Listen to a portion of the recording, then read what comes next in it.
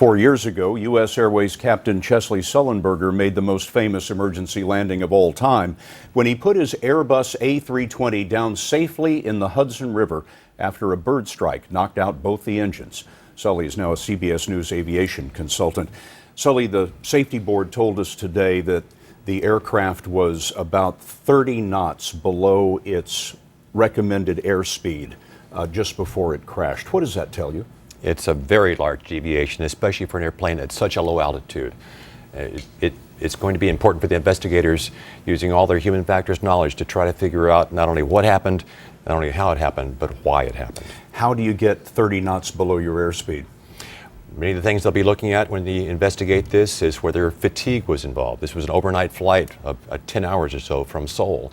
These pilots were on their body clock about 3:30 in the morning Seoul time when they're landing at 11:30 in the West Coast. They'll be looking to see if distraction was a factor, if the crew responsibilities in terms of the leadership and resource management was effectively being put in place, what kind of training they might have gotten, a number of factors. We don't even know how many factors yet. These aircraft, and the 777 in particular, are so wondrously advanced in terms of their technology. Are we in a day and age now where pilots are just sitting in the seat while the airplane does so many things automatically that the pilots have not had enough practice landing the airplane manually that way? That's a growing concern within the industry globally.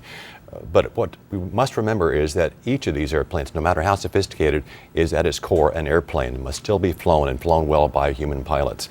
We have to remember that even though there's technology involved, human skill is involved, and we must continue to have enough practice that we can effectively manually control the airplane. And even when we're using the technology, we must be engaged and aware in mentally flying the airplane, even if the actuation of the controls is being done by a computer.